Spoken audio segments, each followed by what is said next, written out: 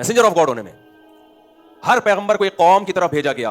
मोहम्मद सल्लल्लाहु अलैहि वसल्लम को सारी दुनिया के सारे इंसानों की तरफ भेजा गया। हर पैगंबर को जिस कौम की तरफ भेजा गया वो भी खास टाइम तक के लिए। हमारे नबी को सारी दुनिया के सारे इंसानों की तरफ क़यामत तक के लिए, खास टाइम के लिए नहीं। जिस पैगंबर को किताब दी गई मनसूख, हमारे नबी को किताब दी गई, दो फजीलतें उसकी, ना वो क़यामत तक मनसूख होगी, और दूसरी जिस पैगंबर को किताब दी गई उसकी हिफाजत का वादा नहीं किया गया। हमारे नबी को जो कुरान की शक्ल में पैगाम दिया गया उसकी हिफाजत का अल्लाह ने वादा किया, और 1400 साल के बाद भी आज महफूज है।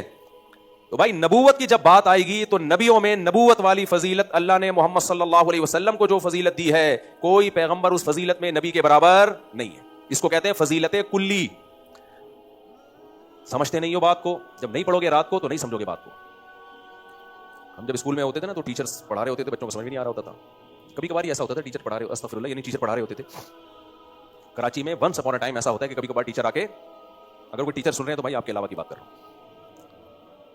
तो अब समझो इंसान को, आप समझो तो इंसान को जो फजीलत जुज़वी है वो तो इस बेस पे हो सकती है, ये सेहतमंद है, ये खूबसूरत है, ये पठान है, ये राजपूत है, ये फलाना है, ये मुहाजिर है, हर आदमी अपनी कौम पे फख्र कर रहा होता है।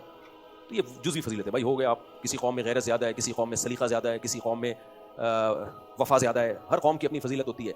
कौमियत की बेस पे लोग कहते हैं ये हमारी फजीलत है। सेहत की बेस पे बॉडी बिल्डर अपने ये डोले शोले बॉडी बिल्डरों की ये जो उनके बाजू हैं ये हमारी रान के बराबर होते हैं। पता ही नहीं चल रहा होता कि ये इनकी टांग है या हमारा बाजू है। इतने बड़े बड़े डोले बनाए हुए होते हैं उन्होंने। जुज़वी फजीलत है माशाल्लाह। तो ये सब जुज़वी फजीलत है।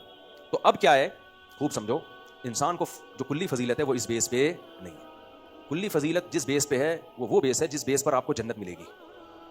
अल्लाह कहेगा जो जिस वजह से इंसान को हमने फजीलत दी है वो दो चीज़ें हैं, वो दो चीज़ें आप में पाई जाएंगी।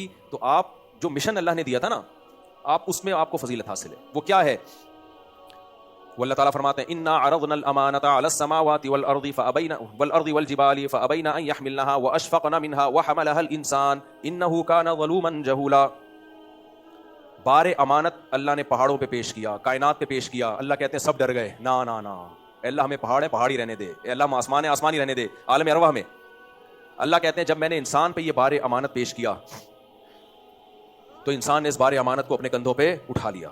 लेकिन इन्नहु काना ज़लूमन जहूला, ये काना बमाना सारा है। जो सर्फ नहव के तलबा हैं वो उनको पता है कि सारा क्या होता है और काना क्या होता है। जेहलम वालों को ये भी नहीं पता होगा। खैर, इन्नहु काना ज़लूमन जहूला, ये हो गया ज़लूम भी और जहूल भी। क्या मतलब? जहूल इल्म से गाफिल। बारे अमानत क्या है? अल्लाह के अहकाम को सीखना और उस पर अमल करना। अल्लाह ने कहा ये करो ये मत करो, इसको पहले सीखता है ना इंसान कि भाई अल्लाह मुझसे चाहता क्या है। इस चाहने के जानने को दीन का इल्म कहा जाता है। इसका भी अल्लाह ने हमें पाबंद बनाया कि दीन का बुनियादी इल्म सीखो कि क्या हलाल है और क्या हराम, और फिर उसके मुताबिक अमल भी करो। अल्लाह कहते हैं इंसानों में अक्सरियत ने ना सीखा और ना उस पर अमल किया। अमल ना करने को ज़लूम से ताबीर किया गया, जालिम, और इल्म ना सीखने को जहूल से ताबीर किया गया, जाहिल। इसमें बड़े बड़े पढ़े लिखे लोग भी आ गए, लेकिन अल्लाह उन सबको क्या कह रहा है? जाहिल। क्यों भाई? दुनिया में सफ़र में जो चीज़ें सफ़र के लवाजिमात में से थी वो तो आपने जान ली, लेकिन जिस काम के लिए सफ़र कर रहे थे वो काम आपको पता नहीं है। समझ में नहीं आ रही बात?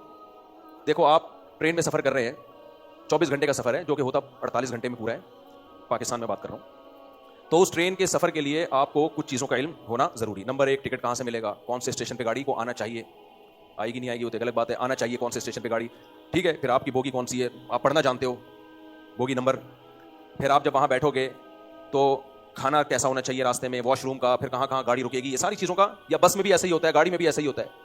तो एक है वो इल्म जो ज़िंदगी का सफ़र गुजारने के लिए ज़रूरी है। वो इल्म क्या है? हम जब पैदा होते हैं तो पैदाइश से लेकर मौत तक हमें कुछ उलूम की ज़रूरत होती है ताकि हम सोसाइटी में इस सफ़र में अच्छे तरीके से सर्वाइव कर सकें। समझने के लिए समझ रहे? सोसाइटी में अच्छे तरीके से सर्वाइव कर सकें। ज़िंदगी भी एक सफ़र है ना भाई। दुनिया में आते हैं तो तमीज़ से ज़िंदगी गुजर जाए, इसके लिए हमें सबसे पहले ज़रूरत होती है डॉक्टरों की। बच्चे को खांसी हो गई, नज़ला हो गया, बुखार हो गया, आड़ा तिरछा पैदा हो गया, माजूर हो गया, तो क्या करना है भाई? मेडिकल साइंस का इल्म होना चाहिए हमारे पास। तो बहुत से बड़े बड़े माहिर चाइल्ड स्पेशलिस्ट पैदा हुए, ठीक है ना? क्या ख्याल है? इधर तवज्जो है कि नहीं है? ये भी अच्छा इल्म है भाई, ये ज़िंदगी का सफ़र गुजारने के लिए ज़रूरी है। پھر کیا ہوا جی، ہم بالغ ہوتے ہیں تو چائلڈ اسپیشلسٹ کی فہرست سے نکل کے جو جنرل فزیشین ہیں، عام ڈاکٹر ہیں، اس میں آ جاتے ہیں. پھر اگر گردے خراب ہوئے تو گردوں کے اسپیشلسٹ بھی ہونے چاہیے، پھیپڑے خراب ہیں تو پھیپڑوں کے اسپیشلسٹ بھی ہونے چاہیے، وغیرہ وغیرہ وغیرہ. یہ سب اس دنیا کے سفر کو ہمارے لیے اچھا بنانے کے لیے ضروری. ہمیں دنیا میں چلنا بھی پھرتا ہے تو ظاہر ہے رہنا پڑتا ہے، تو گھر ہونے چاہیے. پہلے انسان غار بنا کے رہتا تھا، اس کے ایکسپرٹ ہوا کرتے تھے. پھر ترقی کرتے کرتے اب سول انجینئر آ گئے ہیں، نئی یونیورسٹی سے فارغ ہوتے ہیں، وہ نقشے بنا کے دیتے ہیں ایسے بناؤ. پھر مزدوروں کو بلاتے ہیں، کنسٹرکشن کے ماہرین الگ ہوتے ہیں، بزنس کے ماہرین الگ ہوتے ہیں. پھر انسان نے تسخیر کائنات کرنی ہے، اس کائنات کو مسخر کرنا ہے، تو ناسا والوں نے وہ مسخر کرنے کے لیے اپنے سیارے کہاں بھیجے ہوئے ہیں؟ فضاؤں میں. سورج کے قریب سنا ایک سیارہ پہنچنے والا ہے، آج کل رپورٹ آ رہی ہے. میں بہت شوق سے یہ سائنسی پروگرام دیکھتا ہوں.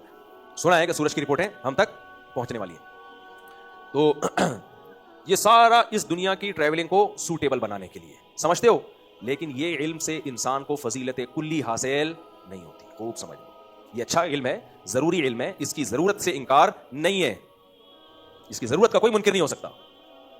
لیکن یہ جزوی فضیلتیں ہیں کہ میں ڈاکٹر ہوں، میں سائنٹسٹ ہوں، میں پائلٹ ہوں، میں مزدور ہوں، میں فوج میں فلاں آفیسر ہوں، میں سیاستدان ہوں. یہ سب کیا ہیں؟ بولو ادھر توجہ بھائی. یہ جزوی فضیلتیں ہیں. یہ انسان کی کلی، اگر یہ اصل فضیلت ہوتی تو جنت جہنم اس بیس پہ ملتی کہ جس کے نمبر اچھے آئے وہ جنت میں جائے گا اور جو چوکیدار تھا وہ جہنم میں جائے گا. سمجھتے ہو کہ نہیں سمجھتے؟ کبھی آپ نے سنا کسی آسمانی کتاب میں یہ کہا ہو کہ جو امتحان میں اچھے نمبروں سے پاس ہو گیا اور اچھی جاب مل گئی وہ جنت میں، اور جس کو اچھی جاب نہیں ملی وہ کہاں جائے گا؟ جہنم میں. بھائی یہ فضیلتیں ہیں لیکن یہ کلی فضیلت نہیں ہے. قیامت کے دن ہمارے نبی کا مقام حضرت موسیٰ علیہ السلام سے بلند. موسیٰ علیہ السلام کہہ سکتے ہیں اللہ تو مجھے کوہ طور پہ بلا کے ہم کلام ہوتا تھا، محمد صلی اللہ علیہ وسلم کو تو نے کوہ طور پہ نہیں بلایا. اللہ کہیں گے بھائی وہ جزوی فضیلت تھی، وہ میں نے تمہیں دنیا میں دے دی. لیکن جو کلی فضیلت تھی، جو پیغمبروں والا کام تھا، وہ جیسا محمد صلی اللہ علیہ وسلم کو ذمہ داری دی اور آپ نے نبھائی اس ذمہ داری کو، ایسی ذمہ داری میں نے آپ کو نہیں دی. ٹھیک ہے، بنی اسرائیل نے آپ کو بہت ٹینشنیں دی ہیں، ان ٹینشنوں کا الگ سے ثواب ملے گا آپ کو، صحیح ہے نا؟ ان ٹینشنوں اور اس صبر پہ آپ کو الگ سے درجات بھی بلند ہوں گے، ثواب بھی ملے گا، بہت بڑا مقام آپ کا. لیکن محمد صلی اللہ علیہ وسلم سے آگے نہیں جا سکتے. انبیاء میں سب سے بڑا مقام محمد صلی اللہ علیہ وسلم کا ہے، اس کے بعد حضرت ابراہیم علیہ السلام کا، اس کے بعد حضرت موسیٰ علیہ السلام کا، اس کے بعد حضرت عیسیٰ علیہ السلام کا. اہل سنت والجماعت کے یہ 4 ترتیب ہے. اس کے بعد پھر کسی نے کہا نوح علیہ السلام، کسی نے کہا آدم علیہ السلام، وہ ایک الگ بحث ہے. حضرت عیسیٰ علیہ السلام کی فضیلت بھی باقی پیغمبروں پر اس لیے زیادہ ہے کہ نبی صلی اللہ علیہ وسلم کے مشن کی تکمیل کے لیے اللہ نے جس پیغمبر کی سلیکشن کی ہے وہ عیسیٰ ابن مریم ہے. یہ بہت بڑی فضیلت ہے، کیونکہ نبی کا مشن قرب قیامت میں جب اسلام دنیا میں غالب ہوگا تو یہ کام اللہ کس کے ذریعے لے گا؟ عیسیٰ ابن مریم کے ذریعے. تو یہ کم فضیلت نہیں ہے، اس کے لیے اللہ نے کسی اور پیغمبر کا انتخاب نہیں کیا. خیر جی، تو انسان کو جو کلی فضیلت حاصل ہے وہ علم کہ اللہ کے حکام سیکھے اور پھر اس پر عمل کرے. تو جو اس میں پورا اترے گا، انسانیت میں سب سے افضل وہ ہوگا. اور یہ اللہ کے علم کا مطلب عالم بننا، مفتی بننا نہیں ہے. یہ تو قرآن نے کہا کہ کچھ لوگ ایسے ہونے چاہیے جو دین کے علم میں ایکسپرٹ ہوں. اگر اللہ یہ کہتا تھا سارے عالم مفسر بنے تو پھر دنیا کا کام کون کرے گا بھائی؟ کیونکہ دنیا مسافر خانہ ہے، اس میں بھی تو ہم نے رہنا تو ہے نا، بہرحال یہاں سے جانا ہے لیکن فوراً تھوڑی چلے جانا ہے. اگر پتہ چل جاتا کل قیامت آئے گی اور کل ہی ہم سب نے یہاں سے نکل لینا ہے، پھر یہ سارے کالج والج ختم کرو، بند کرو، کیا خیال ہے بھائی؟ لیکن رہنا تو تھوڑے دن تو رہنا ہے نا. تو اس کے لیے پھر کمانا بھی ہے، اس کے لیے ہمیں ڈاکٹر بھی چاہیے، اس کے لیے ہمیں انجینئر بھی چاہیے، اس کے لیے ہمیں بہت کچھ چاہیے، بچے بھی چاہیے ہمیں. اس کے لیے ہم ہر چیز کو مان رہے ہیں، سب کچھ چاہیے، لیکن فیملی پلاننگ والوں کا بچے نہیں چاہیے. بھائی غلط ہے. جیسے دنیا میں صحیح زندگی گزارنے کے لیے آپ کو صرف میڈیکل سائنس کی ضرورت نہیں ہے، آپ کو نیچرل لائف کی ضرورت ہے. اس نیچرل لائف میں بیوی بچے سر فہرست ہیں. اگر بیوی بچے نہیں ہوں گے تو آپ نفسیاتی ڈاکٹروں سے ہی قیامت تک علاج کراتے رہو گے اور وہ میڈیسن سے ہی کوشش کریں گے آپ کو کور کرنے کی، حالانکہ اس کا علاج میڈیسن نہیں ہے. یہ نیچرل لائف ہے انسان کی، اس کو بیوی بھی چاہیے اور بچہ نہیں، بچے چاہیے. اور اگر آپ کا ایک آدھ بچہ ہو گیا تو بچہ ڈپریشن میں جائے گا، کیونکہ بچے کو بہن بھائی چاہیے، یہ اس کی نیچر ہے. اس لیے ہم یہ فیملی پلاننگ والے اور ٹوپی ڈراموں سے ذرا بھی اللہ کا شکر ہے متاثر نہیں ہوتے. اور آپ کے سامنے بیٹھا ہوا ہوں، اللہ نظر بس سے بچائے. میں یہ باتیں 2004 میں کرتا تھا کہ زیادہ بچے ہوں، خاندان بڑا ہو. لوگ کہتے تھے ٹینشن سے مرے گا. آج 19 کی رپورٹ ہے الحمدللہ، مرا ٹینشن سے. جو دعوے میں شو نہیں مار رہا، میں صرف اس لیے بتا رہا ہوں کہ جو دعوے میں 2004 میں کیا کرتا تھا، میرے پرانے لسنر ہیں، اس وقت تو میرے 2 بچے تھے اور میں کہتا تھا بھائی یہ ٹینشن ختم کرنے کا ذریعہ یہ چیزیں، یہ نیچرل لائف ہے، بچوں کو بہن بھائی چاہیے. اللہ کا شکر ہے بچے بھی بڑے ہو رہے ہیں بڑے مزے سے، اللہ نظر بس سے بچائے. خطرہ ہے تو آپ لوگوں کی نظر سے ہے، عاملوں سے کوئی خطرہ نہیں ہے. تو بچے بھی ہو رہے ہیں، بڑے بھی ہو رہے ہیں، کھا بھی رہے ہیں، پی بھی رہے ہیں، پڑھ بھی رہے ہیں. تھوڑی بہت ٹینشنیں تو ہر گھر میں ہوتی ہیں، وہ تو 2 بچوں میں بھی ہوگی. ایک بچہ تھوڑا سا ہکلاتا ہے، دعا کریں اللہ اس کو شفا دے، وہ بھی ہمارے لیے ایک انٹرٹینمنٹ کا ذریعہ ہے. کل میں فجر کی نماز پڑھ کے گھر گیا، وہ غمزدہ بیٹھا ہوا، میں نے کہا بیٹا کوئی لفظ تو نہیں حلق میں اٹک گیا جو ابھی تک نہ نکلا ہو؟ اس کی ٹینشن تو نہیں ہو رہی؟ فزیوتھراپی کروا رہے ہیں، اللہ کرے سیٹ ہو جائے. تو ایک دفعہ ڈاکٹر آیا، اس نے پوچھا یہ ہکلا رہا ہے، کوئی ٹینشن تو نہیں ہے اس کو؟ میں نے کہا ڈاکٹر صاحب مسئلہ یہ ہے، ہکلانا مجھے چاہیے تھا، ٹینشنیں کس نے پالی ہوئی ہیں میں نے، لیکن اب میری عمر گزر گئی ہکلانے کی، اس لیے اللہ نے اس پہ ڈال دیا. خیر مذاق کیا ان سے میں نے. یہ تو نارمل ہے بھائی، کوئی سب کچھ سیٹ ہے، اللہ ہو سکتا ہے اس سے کوئی اور دین کی خدمت لے لے. ٹھیک ہو جائے. اچھا بات کو جلدی سے سمیٹ کے ختم کرتا ہوں میں. تو اب کیا ہے کہ جو کلی فضیلت انسان کو حاصل ہے وہ عمل اور علم. دین کا بنیادی عالم بننا ہر ایک پہ فرض نہیں ہے, وہ تو فرض کفایہ ہے. ٹوٹا پھوٹا علم, کیا حلال کیا حرام, کیونکہ اللہ نے ہمیں اپنی غلامی کے لیے پیدا کیا ہے. اسی بات کو قرآن نے مختلف الفاظ سے بیان کیا. اما شاکرن و اما کفورا, اللہ دیکھنا چاہتے ہیں کون شکر گزار بنتا ہے اور کون مجھے بھول جاتا ہے. ایک جگہ اللہ نے فرمایا میں نے اس لیے پیدا کیا, میں دیکھنا چاہتا ہوں کون میری عبادت یعنی غلامی کرتا ہے. ایک جگہ اللہ نے فرمایا لیبلوکم ایکم احسن عملا, میں دیکھنا چاہتا ہوں کون اچھا عمل کر کے آتا ہے. پتہ چلا اچھا بننا, اچھا عمل کرنا, اللہ کی عبادت کرنا, شکر گزار, یہ ایک ہی چیز ہے جس کو 3 مختلف عنوانات سے تعبیر کیا جا رہا ہے. اور اتنا وسیع مفہوم ہے اچھا بننے کا کہ آپ اچھا بننے کی نیت سے ڈاکٹر بنو کہ میں لوگوں کی انسانیت کی خدمت کروں گا, تو ڈاکٹر ہو کے بھی آپ اچھے ہو جاؤ گے. آپ سائنٹسٹ بنو کہ بھائی میں اپنے ملک کو ترقی دوں گا, انسانیت کو فائدہ ہوگا, تو یہ سائنسدان بننا کیا کہلائے گا, اچھا. نیت کو سیٹ کرنے کی ضرورت ہے, کسی کام کو چھوڑنے کی ضرورت نہیں ہے. لا رہبانیت فی الاسلام, حدیث میں آتا ہے اسلام میں رہبانیت, دنیا چھوڑنا نہیں ہے. تبھی تو ہم بار بار چیخ کے تھک گئے. لوگ کہتے ہیں یہ لوگ مولوی لوگ دوسروں کو غربت کی فضائل سناتے ہیں اور خود لینڈ کروزر میں گھوم رہے ہوتے ہیں. بھائی لینڈ کروزر کی اگر آپ کے پاس پیسے ہیں تو چھوڑنی نہیں ہے آپ نے, یہ رہبانیت ہے جس سے منع کیا نبی نے. یہ اسلام کا مفہوم ہے. غربت کے فضائل ہم نے کبھی نہیں سنائے, غربت میں صبر کے فضائل سنائے ہیں. سمجھتے ہو کہ نہیں سمجھتے؟ ہاں اس غربت کے فضائل ہے جو غربت اللہ کی طرف سے ہو. جو غربت آج کل ہمارے ملک میں جو غربت ہے یہ اللہ کی طرف سے نہیں ہے. یہ کس کی طرف سے؟ ہمارے حکمرانوں کی طرف سے یا ہماری اپنی طرف سے. اب کوئی کمبخت غریب ہے سستی کی وجہ سے, تو اس کی کوئی فضیلت نہیں ہے بھائی اسلام میں. ایسے لوگوں کے بارے میں تو صحیح مسلم کی صحیح حدیث ہے, بہت شدید وعیدیں ہیں کہ جو سست ہونے کی وجہ سے کوئی کام کاج نہیں کرتے. تو جو خدا کی طرف سے غربت آ گئی, بعض دفعہ تقدیر ساتھ نہیں دیتی ہے, اس کی فضیلت ہے بھائی کہ ایسا غریب 500 سال پہلے جنت میں جائے گا. اگر آپ دولت کما سکتے ہو نہیں کما رہے, پھر یہ کوئی فضیلت کی چیز نہیں ہے, پھر یہ رہبانیت ہے جس سے منع کیا ہے. اگر غریب ہونا کوئی اسلام میں فضیلت ہی کی چیز ہوتا ہر صورت میں, تو نبی صلی اللہ علیہ وسلم سید حضرت عثمان کو کہتے کہ آپ غنی کیوں ہیں. حضرت عثمان کے تو 400 اونٹ مدینہ میں آتے تھے, زمین ہلتی تھی, اتنے بڑی تجارت تھی ان کی. جب اونٹ آتے تھے نا پتہ چل جاتا تھا کوئی قافلہ آ رہا ہے. یہ سب تجارتی مال لے کے آتا تھا قافلہ. حضرت عثمان کے وقف کردہ کنویں اب تک موجود ہیں, اتنی دولت تھی. تو بہت بڑے بڑے, اگر غربت, لوگ کہتے ہیں نا علماء گدھوں پہ گھومے, سائیکلوں پہ گھومے, پیون زدہ کپڑے پہنے, اگر میرے بھائی اس کی فضیلت ہوتی تو سلیمان علیہ السلام بھی غریب ہوتے. پھر سلیمان علیہ السلام کے پاس تو دولت, تاج ایسا, تخت ایسا, ملکہ سوا دیکھ کے حیران ہو گئی یہ کیا ہے بھائی. تو یہاں کا کوئی صوفی ہوتا یا علماء پہ اعتراض کرنے والے, وہ سب سے پہلے انگلی کس پہ اٹھاتے؟ سلیمان علیہ السلام پہ, کہ حضرت آپ کہتے ہو دنیا مسافر خانہ ہے اور آپ کے تخت میں تاج میں ہیرے جواہرات جڑے ہوئے ہیں, 100 بیگمات آپ نے رکھی ہوئی ہیں, ان کی 100 بیویاں تھیں. بخاری میں بہت معذرت کے ساتھ مجھے ایسی باتیں کرتے ہوئے اچھا نہیں لگتا, آپ احساس کمتری کے شکار ہوتے ہیں, لیکن بہرحال رپورٹ ہے تو پیش کرنی پڑے گی. اور تخت ان کا ایسا عالی شان, وہ منجی بھی بنا سکتے تھے. کیا خیال ہے, چارپائی ڈال دیتے. چارپائی میں فائدہ کیا ہے, بیڈ میں نیچے سے ہوا نہیں آتی, چارپائی میں نیچے سے بھی ہوا آتی ہے. میں جب غریب جس کے پاس چارپائی ہو تو اس کو یہ فضیلت سناتا ہوں, دیکھو بیڈ والوں پہ احساس کمتری میں مت جانا. بیڈ والوں کو دیکھ, جو بیڈ پہ سوتے ہیں ان میں 2 طرف سے ہوا آتی ہے, نیچے سے ہوا نہیں آتی. کمارے جو شادی شدہ کو دیکھ کے احساس کمتری میں جاتے ہیں ان کو بولتا ہوں دیکھو تم جس بستر پہ سوتے ہو تمہارے پاس آپشن ہے, ادھر سے بھی اتر سکتے ہو, ادھر سے بھی اتر سکتے ہو. شادی شدہ صرف ادھر سے اتر کے جا سکتا ہے, دوسری طرف دوسری سائڈ اس کے پاس نہیں.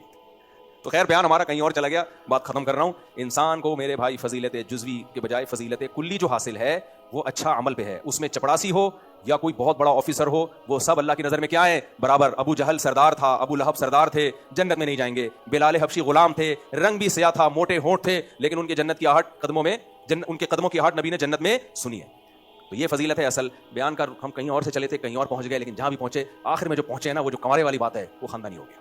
تو اس لیے کنواروں کو میں شادی کے فضائل سناتا ہوں, لیکن جب رشتہ نہیں مل رہا تو بھائی یہی سوچ کے انجوائے کرو, ابھی ہمارے پاس آزادی ہے, ہم یہاں سے بھی اتر سکتے ہیں, یہاں سے بھی اتر سکتے ہیں. شادی ہو جائے گی تو صرف ادھر سے اتر سکیں گے, ادھر سے نہیں.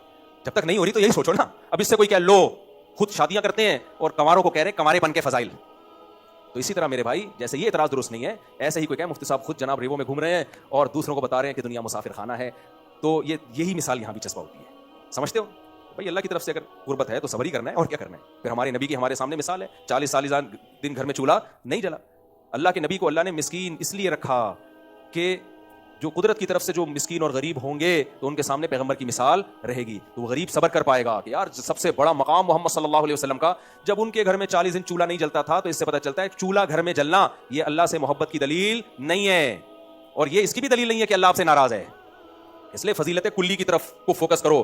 دولت میں بھی اللہ کو راضی کیا جا سکتا ہے, غربت میں بھی, لیکن آخرت اسی کو ملے گی جو جس سے اللہ راضی ہو, چاہے وہ غریب ہو چاہے وہ مالدار ہو. اس سے کوئی فرق نہیں پڑتا کہ ہے یا پیسہ ہے یا نہیں ہے. سمجھتے ہو کہ نہیں سمجھتے؟ اللہ عمل کی توفیق عطا فرمائے. آپ نے اجازت دی کہ میں عریدہ صوفیہ سہیل بنت محمد سہیل رانا کا نکاح 1 لاکھ روپے معجل مہر میں سید معیز حسن ول سید آل محمد سے کروں, اجازت ہے؟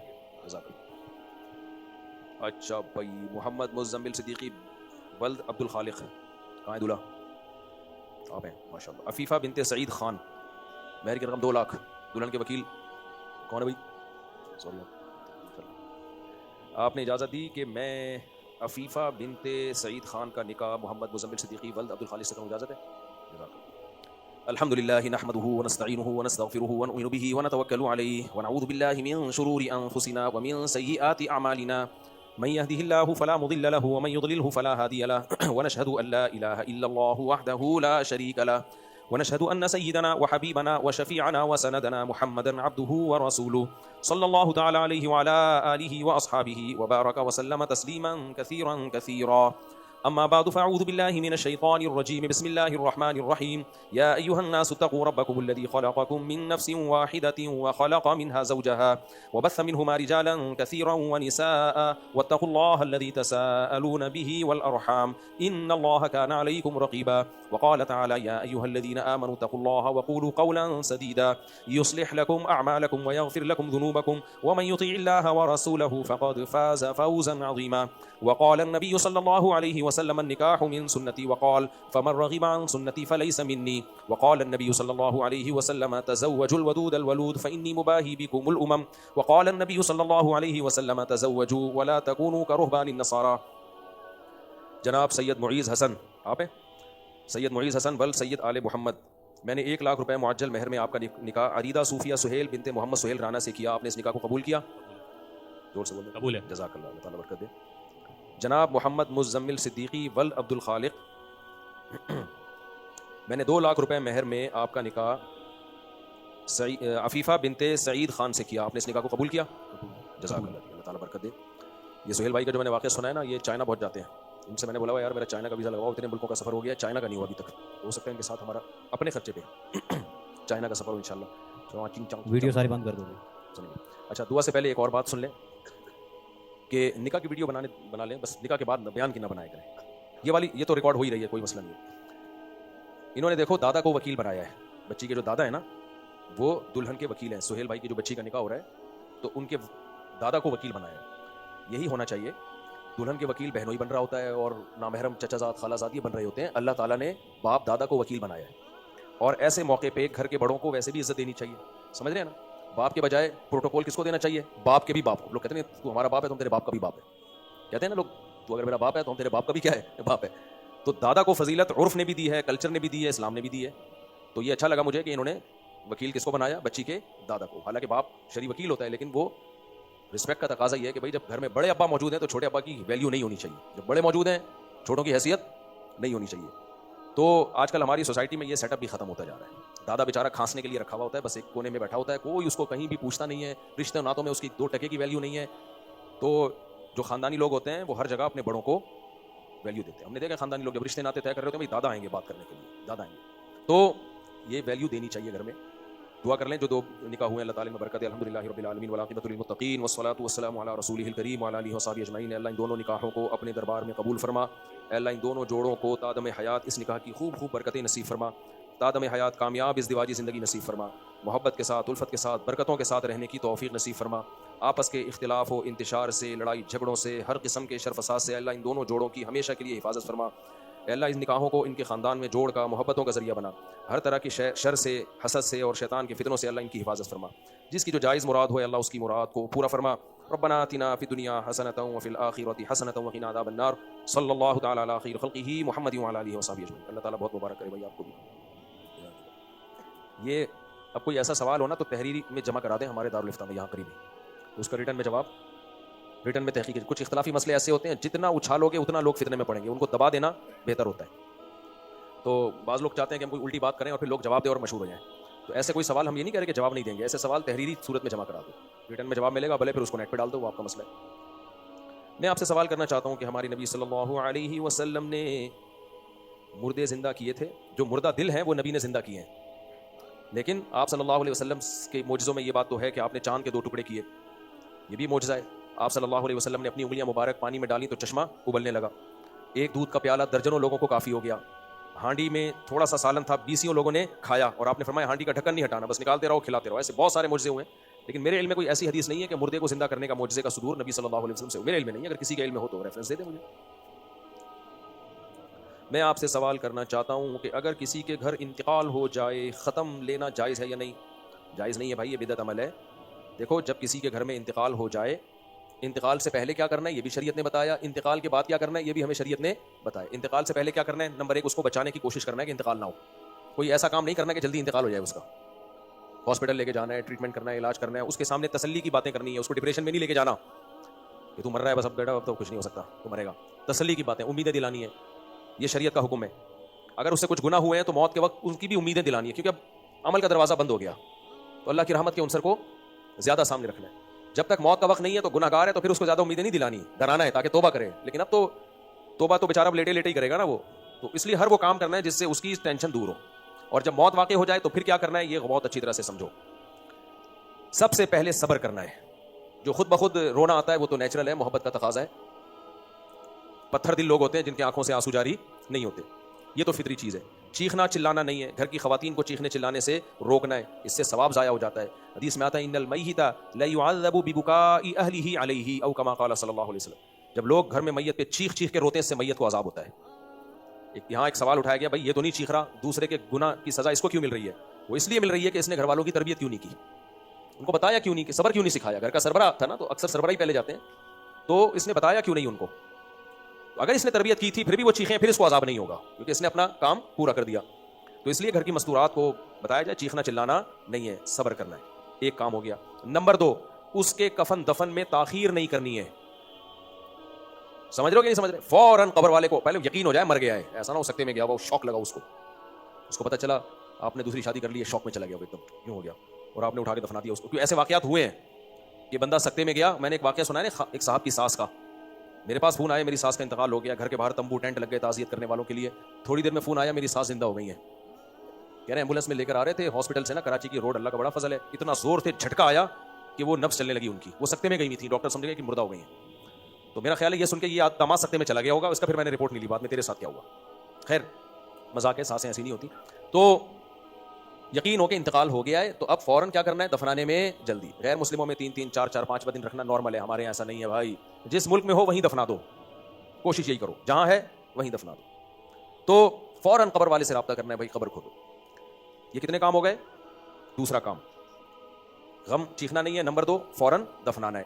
نمبر 3 اچھا دفنانے میں یہ نہیں کہ چچا آ رہے، ماموں آ رہے، خالے آ رہے، پھپھو 2 دن لگ جاتے ہیں آنے میں، ٹکٹ نہیں مل رہے ہوتے. ہاں اسی دوران کوئی آ جائے تو ٹھیک ہے. تیسری بات میت اور دلہن میں فرق ہے. جب کوئی محلے میں نئی دلہن آتی ہے منہ دکھائی ہوتی ہے، ساری خواتین آ کے، تو مرد بھی دیکھ رہے ہوتے ہیں بغیرت بن کے، لیکن ساری خواتین آتی ہیں دیکھتی ہیں تو ٹھیک ہے دلہن ہے بھائی. مردہ چھپانے کی چیز ہے، دکھانے کی چیز بولو نہیں. صرف اس کے بیٹے بیٹیاں بہت ہی قریبی اس کے چہرہ دیکھ لیں، ورنہ اس کے چہرے کو چھپایا جائے، پبلک میں نمائش نہ کی جائے. یہ میت کی توہین ہے، توہین ہے یہ میت کی. نہ دکھاؤ اس کو، چھپاؤ. کیونکہ انسان کتنا ہی نیک ہو مرنے کے بعد چہرہ بگڑتا ہے اس کا، یہ نیچرل ہے.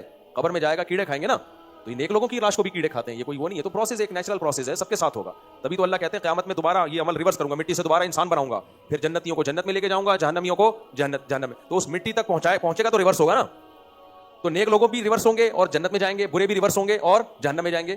لیکن ریورس کے پروسیس سے ہر ایک کو گزرنا پڑے گا. تو یہ ریورس کا پروسیس جب ہی ہوگا جب پہلے مٹی بنے، اور مٹی بننے کے لیے ضروری ہے کہ پہلے کیڑے پڑے جسم میں، خراب ہو باڈی. تو نیک آدمی بھی مرتا ہے، باڈی خراب ہونا شروع ہو جاتی ہے، چہرے میں وہ رونق نہیں رہتی. اس لیے چھپایا جائے. میت چھپانے کی چیز ہے، دکھانے کی چیز نہیں. اور ہمارے یہاں نمائش ہو رہی ہے، سیلفیاں ہو رہی ہیں میت کے، ناک میں روئیاں ٹھسی ہوئی ہوتی ہیں، وہ ویسے ہی عجیب سا لگ رہا ہوتا ہے، پھر اس کی سیلفیاں، پھر فیس بک پہ ہائے ہائے ہائے. پھر کیا ڈرامہ لگایا ہوا ہے یار. یہ غیر مسلموں پہ یہ چیزیں سوٹ کرتی ہیں، جاہلوں پہ سوٹ کرتی ہیں، سمجھدار لوگوں میں، خاندانی لوگ یہ کام نہیں کرتے. چھپاؤ اس کو، منہ پہ کپڑا ڈال دو، دکھاؤ نہیں اس کو. ہاں بعض شہداء کی کرامتیں ہوتی ہیں کہ ان کی باڈی سلامت رہتی ہے، بعض بزرگوں کی باڈی سلامت، وہ تو ہزاروں میں کوئی ایک، وہ تو کرامت ہے نا. کرامت تو کوئی اصول کی محتاج نہیں ہوتی. انبیاء کے جسم سلامت رہتے ہیں، کبھی بھی خراب نہیں ہوتے انبیاء کے اجسام. تو فوراً اس کو دفنانے کی فکر، اس میں کسی کی پرواہ نہ کریں کون رو رہا ہے کون پیٹ رہا ہے، نہ دفنانا ہے. 3 کام ہو گئے. چوتھا کام کیا کرنا ہے؟ جنازہ غسل دینا ہے فوراً. غسل عیدی سینٹر میں نہیں دلوانا، اپنی میت کو دوسروں کے ہاتھوں میں دے کے غسل دلوانا یہ میت کی بہت بڑی بے اکرامی ہے. آخری سفر تو انسان اکرام کر لینا، اپنا بھائی ہے، باپ ہے، دادا ہے، غسل خود دینا ہے اس کو. یہ میت کی آخری خدمت ہے، بڑھ چڑھ کے خدمت کرنی ہے. بھائی میں غسل دوں گا. لوگ اپنے باپ کو عیدی سینٹر بھجوا دیتے ہیں یار، لاوارث لاشیں جاتی ہیں. آپ تو وارث ہو یار. بیٹیاں ماں کو خود غسل دیں، دادی نانیوں کو خود غسل دیں. بہشتی زیور میں غسل کا طریقہ لکھا ہوا ہے، پڑھ لیں. اس تحصیل بہشتی زیور جامع الرشید نے آسان کر کے چھاپی ہے، کوئی زیادہ راکٹ سائنس نہیں ہے اس میں. تو اس کو خود محبت سے نہلائیں اپنے ریلیٹو کو. یہ کتنے کام ہو گئے؟ چوتھا. پھر کفن دینا ہے، کفن کا طریقہ بھی لکھا ہوا ہے بہشتی زیور میں، حدیث سی سے مستنبط ہے، وہ بھی دیکھ لیں آپ، اس میں کوئی اختلاف بھی نہیں ہے، سب اس کو مانتے ہیں. وہ چوتھا طریقہ ہو گیا, کفن دے دیا آپ نے, اور پھر اس کو نماز جنازہ. اچھا, اب نماز جنازہ میں جتنے زیادہ کراؤڈ ہوگا اتنا اچھا ہے میت کے لیے, لیکن یہ وہ کراؤڈ جو سنت کے مطابق ہو. سنت کے مطابق کا کیا مطلب ہے؟ سرے 10 جتنا مجمع ہو جائے. مجمع جمع کرنے کے لیے میت میں تاخیر کرنا اس مجمع کی کراؤڈ کی فضیلت نہیں ہے کہ جی ہم بدھ کو انتقال ہوا ہے جمعے کے دن دفنائیں گے کیونکہ جمعے کو کراؤڈ بہت ہوگا. نہ نہ نہ, دو سنتیں ٹکرا رہی ہیں. ایک یہ کہ کراؤڈ زیادہ ہو, دوسرا یہ کہ جلدی دفنایا جائے. تو ان دونوں میں جلدی دفنانے کی ویلیو زیادہ ہے. حدیثوں سے ہمیں ملتا ہے ایک بڑھیا بیچاری مسجد میں صفائی کیا کرتی تھی, اس کا انتقال ہو گیا, صحابہ نے رات ہی کو جنازہ پڑھ کے دفنا دیا. نبی کو فجر میں پتہ چلا, فرمایا کہاں ہے وہ؟ کہا کہ یا رسول اللہ اس کے رات کو انتقال ہو, ہم نے رات دفنا دیا. تو آپ نے فرمایا مجھے اٹھا دیا, یعنی مجھے بتا دیا کرو, میں آتا جنازے میں اس کے, کیونکہ میرے جنازہ پڑھنے سے اس کو فائدہ ہوگا. دیکھو صحابہ نے یہ بھی انتظار نہیں کیا کہ فجر میں نبی صلی اللہ علیہ وسلم جاگیں گے تو آپ پڑھائیں گے جنازہ. یہ نبی ہی کی تربیت تھی. پھر نبی نے قبر پہ جا کے دعا مانگی ان صحابیہ کے لیے. تو اس لیے جلدی دفنانے کا حکم ہے, اس میں تاخیر نہ کی جائے. تو کراؤڈ اسی دوران زیادہ ہو جائے تو بہت اچھی بات ہے. پانچواں کام کیا کرنا ہے؟ جب اس کو آپ جنازہ گاہ کی طرف یا میت کو قبر کی طرف لے کے جائیں گے تو آہستہ آواز سے ذکر کریں گے. ایسے موقع پہ جہرن ذکر ثابت نہیں ہے. لوگ زور زور سے کلمہ پڑھ رہے ہوتے ہیں, نہ, یہ ثابت نہیں ہے. نماز جنازہ خود ایک دعا ہے, نماز جنازہ کے بعد الگ سے دعا, یہ بھی نبی صلی اللہ علیہ وسلم سے ثابت نہیں ہے. تو اس میں فائدہ نہیں ہوگا, بدعت جو بھی ہوگی غلط ہوتی ہے. تو بس نماز جنازہ پڑھایا اور میت کو کوئی ایک ضعیف روایت بھی نہیں ملتی کہ نماز جنازہ کے بعد نبی نے دعا مانگی ہو اسی موقع پہ. ہاں, قبر پہ دعا مانگے آپ, تو فوراً جنازے کے بعد اس کو لے کے جانا ہے اور اس کو دفنانا ہے دائیں کروٹ پہ. ہم لوگ کیا کرتے ہیں, سیدھا چت لٹا دیتے ہیں اور چہرے کو قبلے کی طرف کر دیتے ہیں. یہ ٹھیک نہیں ہے. پوری باڈی کو قبلے کی طرف کروٹ کے بل لٹانا چاہیے. اس کا سینہ کس کی طرف ہو؟ قبلے کی طرف. پھر وہاں دفنانے میں بھی جو میت کے قریبی لوگ ہیں, دوست احباب ہیں, وہ خود قبر پہ مٹی ڈالیں, گورکن کے حوالے کر دیتے ہیں, خود بھنے بنے ہوئے دیکھ رہے ہوتے ہیں, بالکل بت کی طرح کھڑے ہوئے ہوتے ہیں. بھائی اپنے باپ کی, اپنی ماں کی آخری خدمت ہے, بڑھ چڑھ کے کرو, مٹی ڈالو. تھوڑے میلے ہو جاؤ گے, نہا لینا آ کے, بڑھ چڑھ کے مٹی ڈالو اس کے اوپر. خود جتنا کام خود کر سکتے ہو خود کرو, پھر باقی وہ کر لے بیلچے سے. پھر اس کے بعد حدیث میں آتا ہے وہاں اس کے لیے دعا مانگو. اس میں بھی اجتماعی دعا ثابت نہیں ہے, کبھی کبھار اجتماعی ہو تو بھی کوئی حرج نہیں ہے, لیکن اس کا معمول بنا لینا, اس کو ضروری سمجھنا ٹھیک نہیں ہے. سب لوگ دعا مانگیں اور واپس آ جائیں. جو بہت ہی قریبی کوئی میت کے ہوں وہ کچھ دیر مزید بھی وہاں ٹھہر کر اس کے لیے دعا مانگیں. حدیث میں اس کی بھی ترغیب ہے کہ جتنی دیر میں اونٹ کو ذبح کر کے گوشت تقسیم کیا جاتا ہے, آدھا گھنٹہ بنتا ہے, یہ 20 منٹ سے, اور اب بہت کھٹا کھٹ یہ کام کرتے تھے, 20 منٹ آدھا گھنٹہ کوئی بھی جو قریبی ہیں وہ بیٹھ جائیں وہاں, اس کے لیے دعا مانگے اور باقی سب لوگ واپس آ جائیں. یہ کام تجہیز و تکفین کا ہو گیا ختم. اب گھر میں تعزیت کے لیے لوگ آ رہے ہوں گے, تو جو یہ جنازہ پڑھ کے دفنا کے آئے ہیں جو لوگ, ان میں جو بھوکے ہیں بیچارے اور دور دور سے آئے ہوئے ہیں, وہ اب اڑوس پڑوس میں اپنے گھر کھانا نہیں کھا سکتے. دور سے آئے ہوئے لوگ ہیں, کوئی لانڈی سے آیا ہے, کوئی کورنگی سے آیا ہے, تو اب یہ گھر جائیں گے تو کھانے میں بہت تاخیر ہو جائے گی, پیٹ کمر سے چپک جائے گا. ان کے لیے اگر کوئی اڑوس پڑوس میں کھانے کا انتظام کر دے تو اس میں کوئی حرج نہیں ہے, بلکہ ضروری ہے, کیونکہ وہ بیچارہ دنیا سے گیا, یہ تو پیٹ کے ساتھ ابھی زندہ ہے نا, ان کو تو کھانے کی, ایسا تو نہیں اگلا جنازہ ان کا ہو پھر, تو اس لیے ان کو اڑوس پڑوس والے کھانا کھلا دیں تو اس میں کوئی حرج نہیں ہے, بلکہ بہتر ہے. دور سے آئے ہوئے اڑوس پڑوس والے وہاں بیٹھ کے نہ کھائیں, کیونکہ میت کے موقع پہ کھانا ثابت نہیں ہے. کھانا کھانا خوشیوں کے موقع پر ہوتا ہے, یہ تو ضرورت کی وجہ سے کھا رہے ہیں. اور اڑوس پڑوس کو چاہیے کہ جس گھر میں میت ہوئی ہے 3 دن تک ان کا کھانا خود کھلائیں, کیونکہ وہ غم کی وجہ سے کھانا نہیں پکاتے, ان کو غم ہوتا ہے. تو اڑوس پڑوس والے ان کے کھانے کا انتظام کریں, اور ان کے جو مہمان تعزیت کے لیے آ رہے ہیں ان کو بھی اگر کھانا کھلا دیں تو کوئی حرج نہیں ہے. اور 3 دن کے بعد پھر تعزیت بھی نہ کی جائے. ہاں, وہ شخص تعزیت کرے جس کو 3 دن تک موقع نہیں ملا, سفر میں تھا, دور سے آ رہا ہے, اب تو ویسے ٹیلی فون کے ذریعے تعزیت ہو جاتی ہے. 3 دن کے بعد نہیں, بس بہت سب نے جانا ہے. کوئی پہلی دفعہ کوئی ایسا کام نہیں ہو جو آپ ہی کے گھر میں ہوا ہے. یہ آدم علیہ السلام اور اماں ہوا جہاں آئے تھے, تو اس کے بعد تو دنیا پھیلتی گئی ہے, مرتے گئے ہیں, جیتے رہے ہیں, تو سب اسلام 3 دن کے بعد کہتا ہے بس ختم, اب غم کو بھلاؤ.